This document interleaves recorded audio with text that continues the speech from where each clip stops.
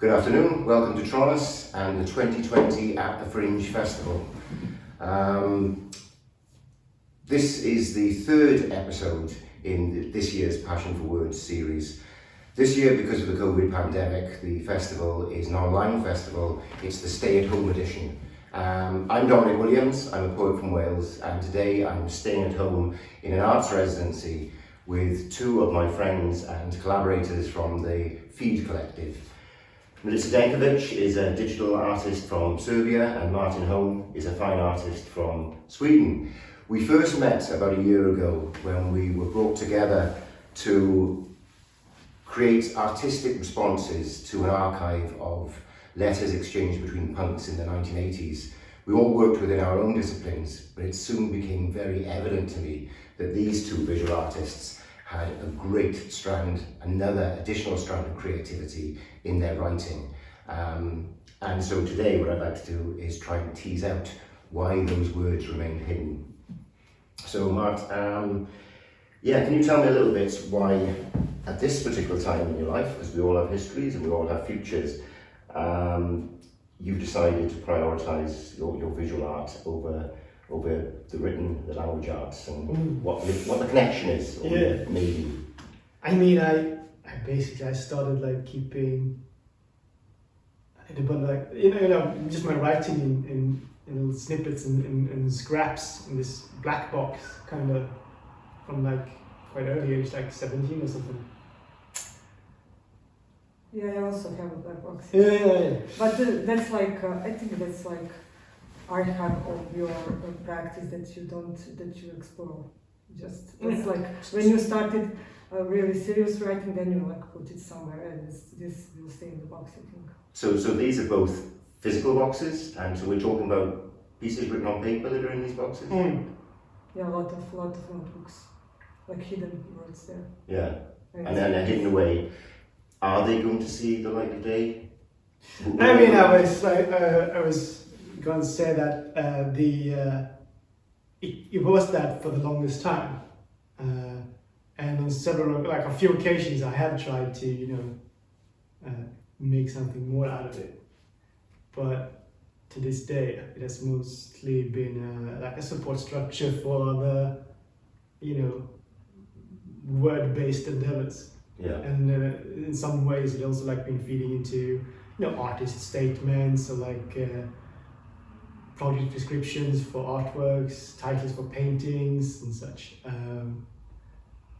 And even though like I have been trying to maybe like do something more serious with it over time, the book writing aspect of it is like compared to how many like paintings I can get out of myself. Like I think I have an infinite or like a large number of paintings in me, but I probably only have one book in me. Yeah, so I'm saving that for later. So many people say that everybody has one book in them.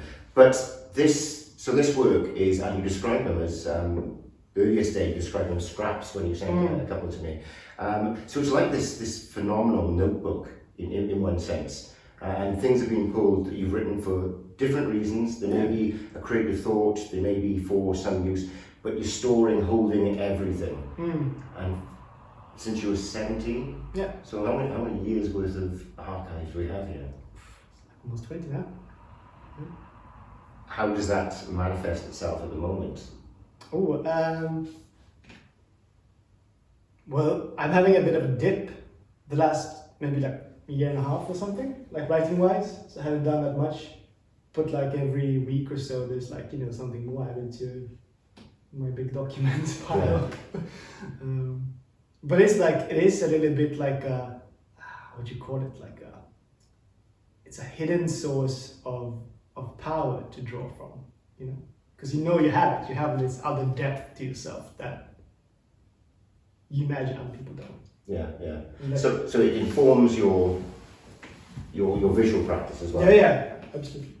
And I mean, like the things that is in my writing is just not my writing. It's also like quotes from others and like maybe parts of dialogues or like conversations and like.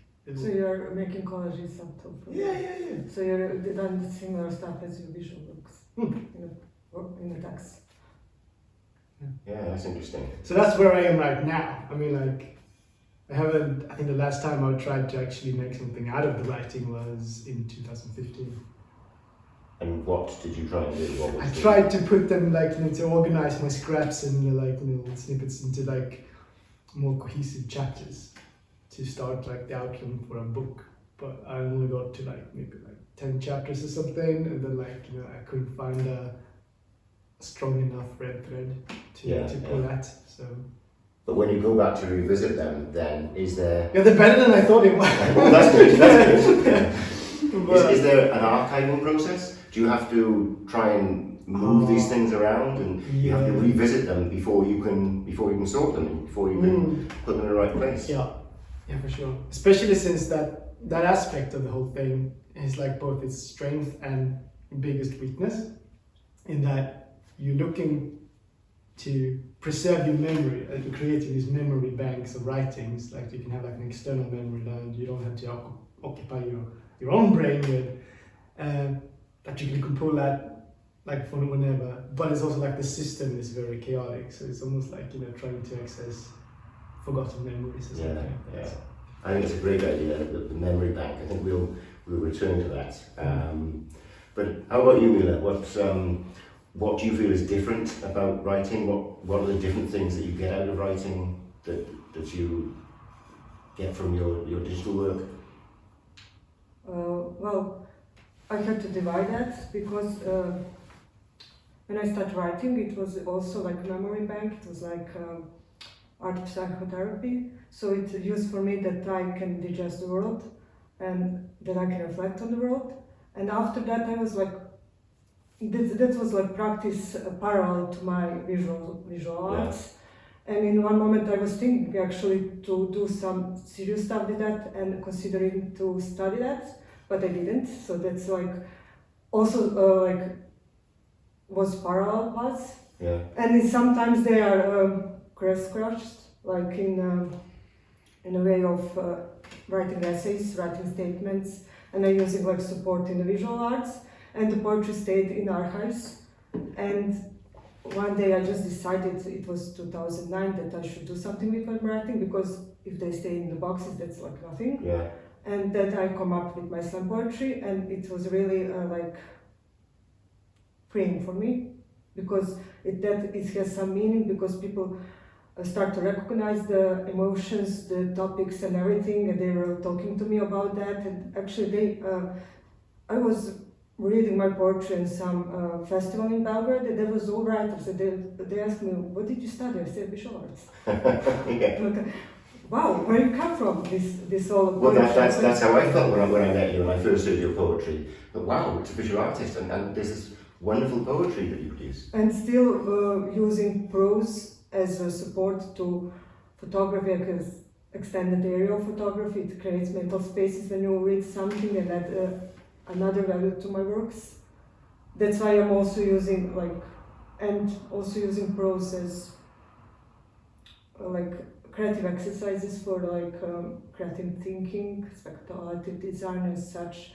But it's really, really short prose. It's introduction to something. Okay.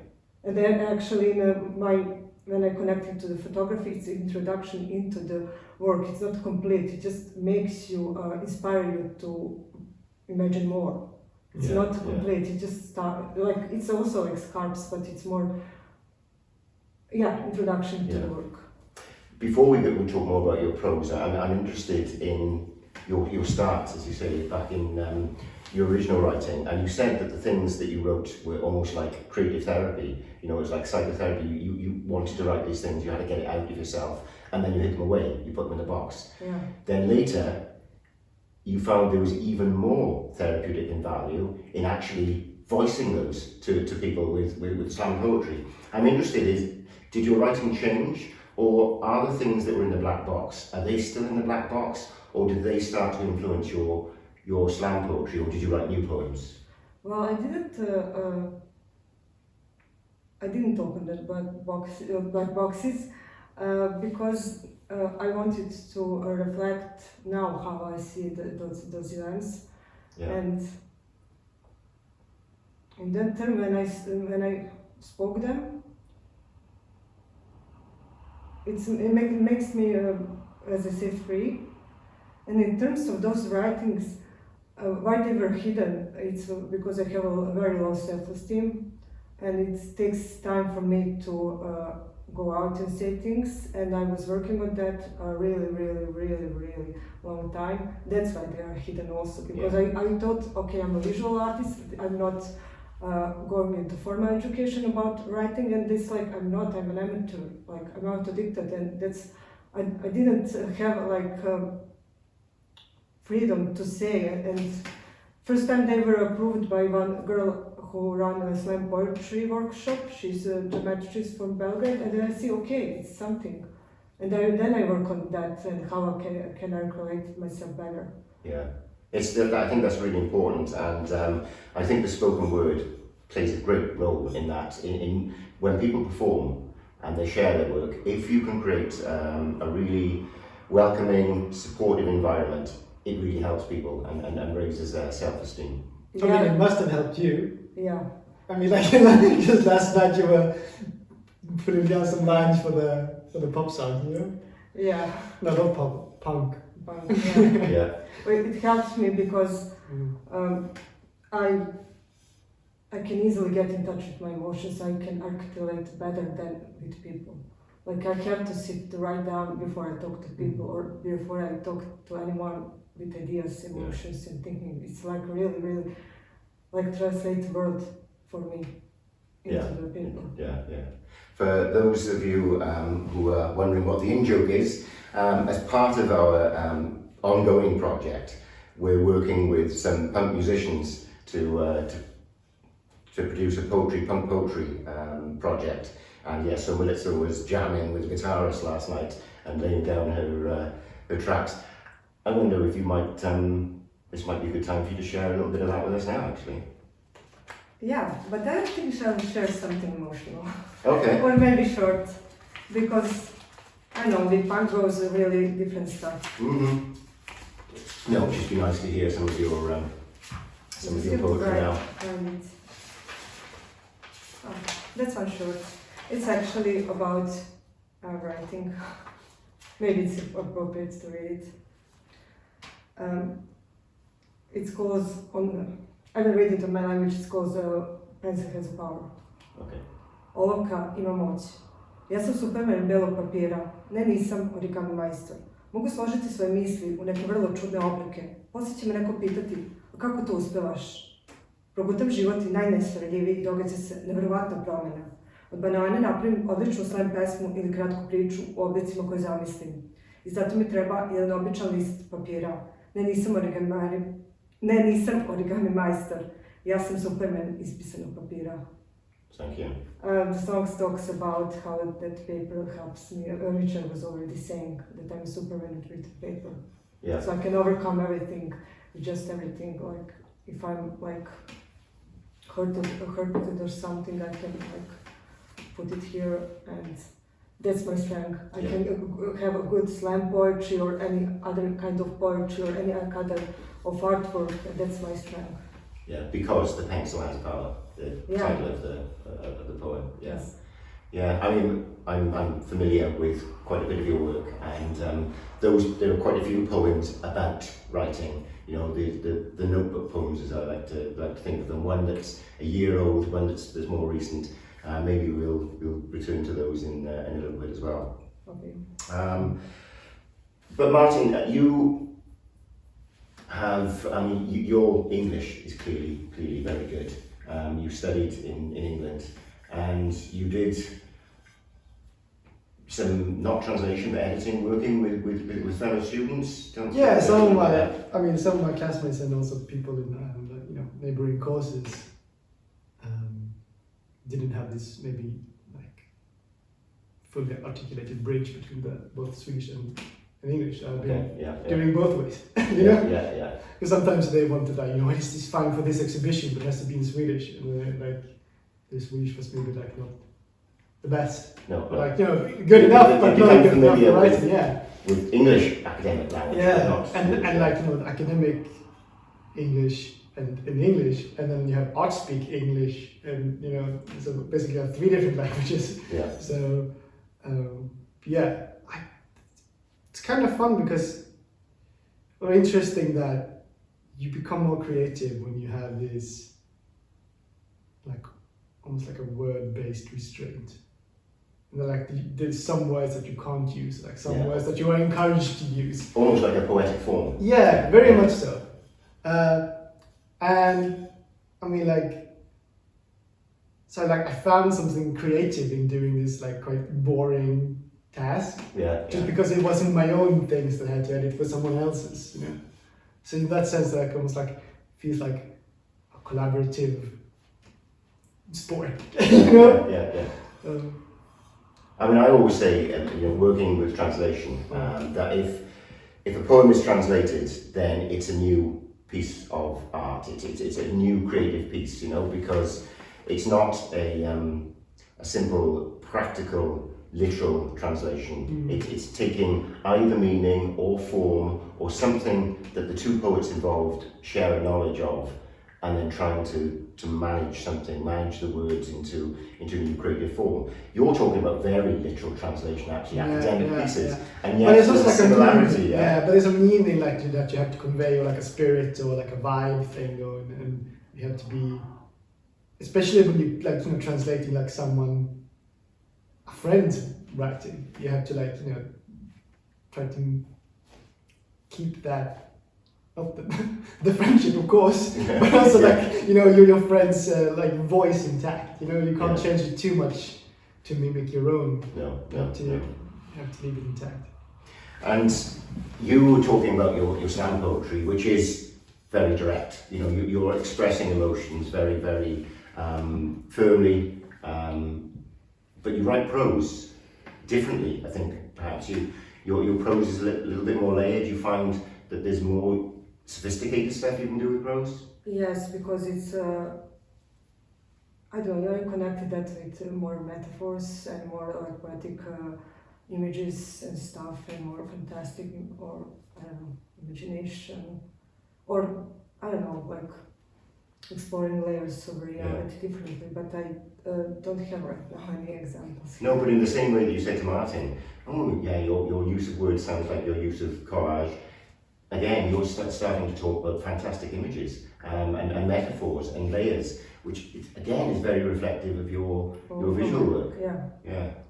Maybe that's the similarity. Some people told me that I write even in slam poetry, which is direct, but I'm making images like scenes in a film, and they say, I see that you're coming from visual arts because you're creating like scenes. When I was reading last time in Cultivar, I did like part of the scenes, and I'm making the atmosphere and like that kind of stuff. I think of the language arts, different genres, prose, short fiction, flash fiction, poetry. I think poetry is the one that most requires the building of images in its construction, more so than writing a place, or travel writing in one sense, that you have to create an image with poetry. And I think for me, the difference that poetry has is you have to communicate an emotion. It's not just about communicating a meaning or creating the same image, but you want the reader or the listener to have the same emotion that you felt when you wrote it. And if they interpret it differently, the meaning doesn't matter, as long as they're feeling the same emotion. Well, it matters, because people that are reading my songs are actually approaching me with I have this, like, I really know what the emotion is, I really know what you're talking about, because I sometimes write about really important people in my life and how they changed me, or something, and they say like, wow, I really felt that. Because I really put myself 100%, but in visual arts it's different, but 100% emotion in my, if it's a fury, if it's, I don't know, it's 100% in it. Whatever it is. I have some songs that are like collages, but they're also like talking about so serious stuff, but they're making like, but it doesn't matter the form or the emotion is the same, whatever it is. But this is quite interesting, though. You're saying that you're trying to, pinpoint this or like encapsulate this emotion and then like deliver it as complete as possible. For me, when I write, it's not really about emotion. It's more like I paint a picture in my head. Yeah. And then like through ideas or like maybe like words or I try to paint a picture in the reader's head. Yeah. Or like yeah. I want to try to like almost like make that into a fossil for myself. I try to write the picture I have in my head, put it down on paper in words so that I later maybe can reproduce it in the studio as a painting. And that, I have a so we come from quite different things. Yeah. So those so it's easier to record that image that you created with words. It's easier to store that away for recollection than it is, of course, to create a big canvas. Yeah, and also like in trying to paint the thing, there's also this risk of it being shit. But as long as it's like there as an idea, it's perfect. Yeah. So your writing is never shit. But like as an idea, like you wanna. A lot is lost in translation, also, of course. But maybe that's why you're keeping in scarps, because if you form it more for seriously, then you're going to. But for me, like this works. Sometimes sometimes the songs go right, like in the form I want it, and sometimes I have put it down and I rewrite it, and like make it better. So it's not just because I'm. The other thing that's why the boxes are there, because I thought it's that's not good enough. That's not good enough. Mm-hmm. It's not complete, and I have to do it more and more. And sometimes you have just to put a dot and say that's it. Yeah. That's for me, because I have so much. Before this project that I work, I had so much unfinished things, and that's like I push myself and say, okay, you have to go out with something. Or unless that's like waste time. It's not. It's like my psychotherapy, but if it helps somebody to recognize, like I don't know, the different events and something that they can help, something that they can use for help. That's like. Then it's worthwhile. Yeah. It's worthwhile. Yeah. But other times you just have to draw a line under it and say that one's not going anywhere. And also borders. This one's going anywhere, and this is going to go somewhere. Yeah. So. You're using words to, I wouldn't necessarily say inform your art, but you're using them, they are connected. Now, you have fairly recently worked with books, worked with stories, worked with novels, and in a very visual way. Yeah. It'd be interesting to talk a little about those things. Can you tell us a little bit, first of all, about how the project was constructed, what you had? Well, I did it during this pandemic, and I was thinking about, actually started from thinking about materials that we use now, and I was thinking about latex clothes and things, plexiglass, I don't know, these plastic things, these answers, and I was like, look, we see that everywhere, and like last year it is that wasn't a thing, so like it was like, okay, what can I do with these materials? How can I talk about that? And that, like, I don't know how that connected with like with the novels who talks about like pandemics, society in crisis, and everything. Because I sometimes connect the ideas like randomly, and then I was like thinking about, okay, how can I explore the spaces in those novels or structures of society? Because I was thinking of different things. And then, okay, I can connect novels with materials, then I can make scenographies. Then I use those materials to make scenographies of the structures of the society in the novels or the spaces in crisis. And after making those small scenographies, I made a logo of it. And that's like, and after all that process, I was thinking, I created like, not with idea, but spontaneously I created a didactic kit for like, I can use those to teach about literature. To talk about literature. Your idea may have been random, but once you made that connection between these novels and the pieces that you're constructing, and then finally to produce these logos. I mean, these are so interesting. For you to be able to show me a logo and explain what novel this represents and how it represents the structure of the story or whatever. This one, this is Albert Camus, The Plague. The novel, the logo represents the city, which is walled with red because it's in danger, and like in the middle of the city, I just represent one citizen that is crisscross. It has like a sign of X, red X, because it's in a history used for marking the houses that people were the plague. The plague, and then you have one channel of communication, so that in one part of the novel they actually say that they can write letters.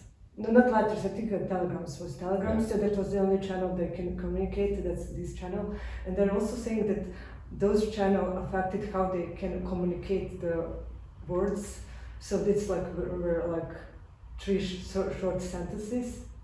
And this was like, I love you, everything's fine, or something like that. Like, for me, it was really like hard to read, because I read all these novels in the pandemic. And this was very hard for me because the pandemic is also a time of isolation, self-isolation. In my country, the old people were 2 months. The old people were not able to go out. So I was thinking about those kind of isolation. That's why these logos are represented small postments. It's actual represents of the exhibition display, and these small postments had this small scenographies on it, and you have the logo and the name of title of the book and the author. So I was putting these postments in a space, and I also was putting the distance, actual distances you have to make in the time of the pandemic. That's like 1.5 meters. So it's also, I put the layer of the reality upon the social distancing. Upon the exhibition. So I mixed the reality and the fiction. I love this one because you made badges out of these logos. Yes. And I'd love to wear that badge as, for me, a symbol of hope that this white line here is the way out. And the Handmaid's Tale is represented here. This one. So can you explain?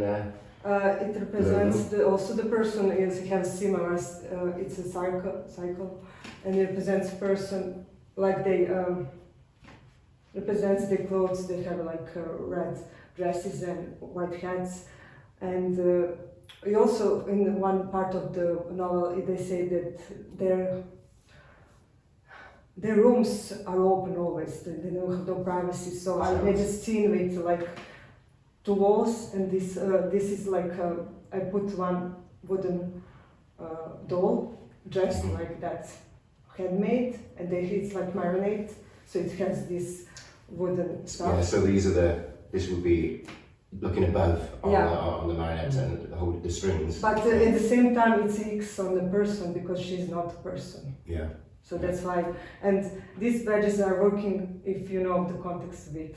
So when you talk about that, and it also works for me, like if you want to explain the novel to someone, it's like, it's really educational, and I don't know why I didn't, maybe I can do something with that in that kind of stuff. So it's easier to remember it's like a mind map to remember and talk about something.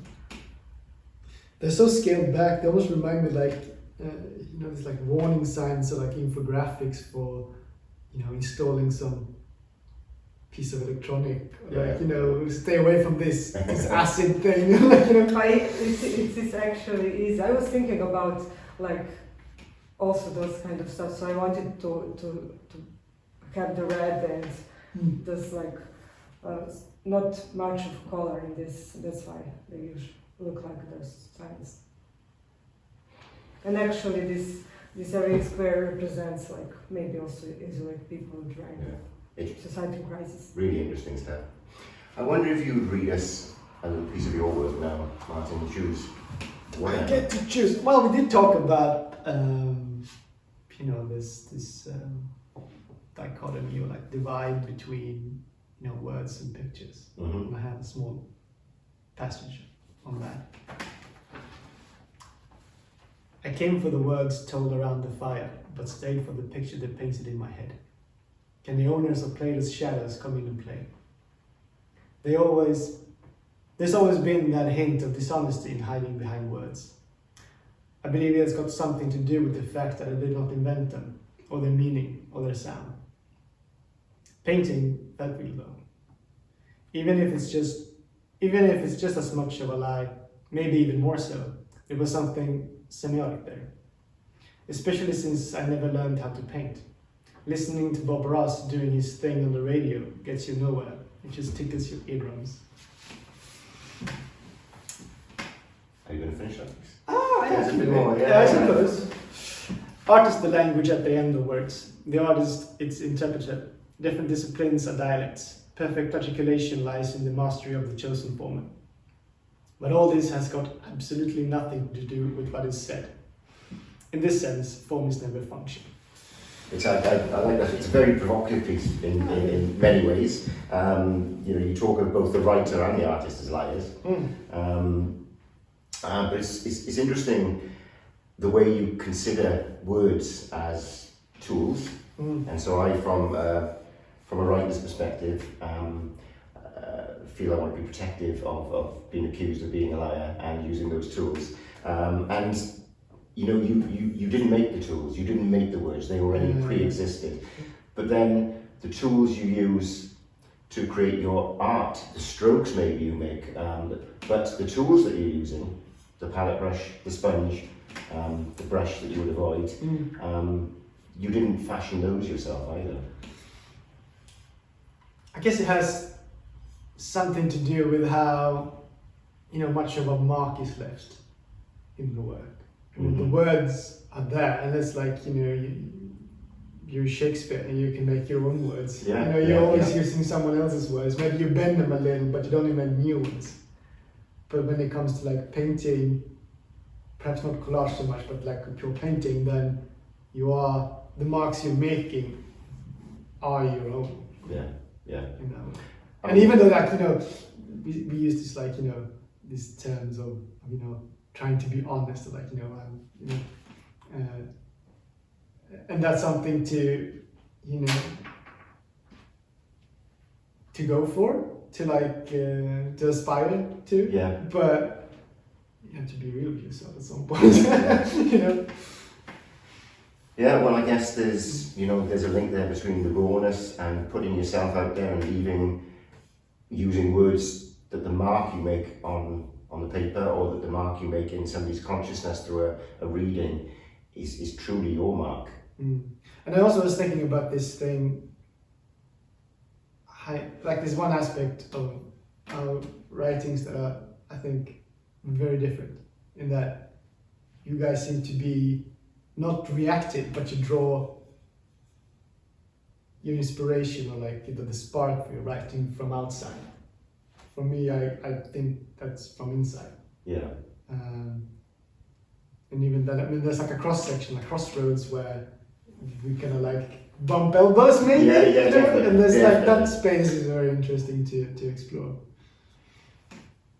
But it's also from inside, because it's reaction on the outside, but it's my own reaction, so it's from inside. Yeah, but I'm using the outside to paint the inside, kind of. Yeah, but I have to do it if I have conflicts with something. I have to resolve something. Yeah. So that's my own. It's reaction. It's he would be something else, and you have something else as a reaction. So Well, I think we're all familiar in some part with each other's work, and I think following those paths that you just started to lead us down now, and considering each other's work and sharing more could lead us for another hour. But and that can come for another day, another episode in Passion for Words. But for now, I think to close, I would like, as we're just talking about what comes from the inside and what is on the outside, you mentioned earlier a piece that's quite emotional for you, quite a. Oh, you want to read something? Yeah, if you could finish with that, that'd be lovely. I just have to find it. Maybe this one. Oh, I can read one. doesn't have any translation. That's where this one is the one. It's first time reading this aloud. Ivana Eti. Svaki put kad vidim pticu u letu, pomislim na tebe. I osmeh mi odluda te premeri tu daljinu i vrati se nazad širi nego što ikad bio. Pustim vetar da svojim prstima iščita nevidljivu Brajlovu azbuku ispisanu po mojoj koži i da dalje još nekom ispriča i šapućitu poeziju. Osjetim miris mora, ruzmarina, oleandra, kao predvorje sećanja u koje ulazim kao u nevidljivi hram detinjstva u kojem caruje štim. Nosim sve ovo kao najdrže tetovaže sa unutrašnje strane kože i šumu u sebi zauvek koja će da raste od svake moje kreativnosti i sve magičnije i neopisivo zeleno. Nego u njenom središtu postoji jedno ogromno drvo, koji će skoro pa svojim granama zagrliti ceo svijet i u njegovoj kori je urezano tvoje ime. Možda ga više u realnosti nema, ali tamo će stojati zauvek. I od duše pokretni spomenik sećanja koji nosimo sa sobom i u njemu ceo naš univerzum vremena, upakovan za lak prenos. Toliko lak da ga ta ptica što kruži nebo može poneti u srcu i ispričati svetu, svojim veselim cvrkutom. Jer to nije blues tuge, to je radost da si uopšte postojao. Thank you. Thank you, Milica. Thank you, Martin. If you'd like to hear some more of Milica's poetry, or Martin's maybe, on Saturday night we have a Pilsner Poetry event. It's an open mic, spoken word open mic, which will be on Zoom, so please come and join us for that, where you can read some of your poetry also. And then at 7 o'clock this evening, there will be a performative intervention by the whole of the group, the Feed Collective. So that will be live streamed at 7 o'clock this evening. It's image, it's text, it's performance. Don't miss it.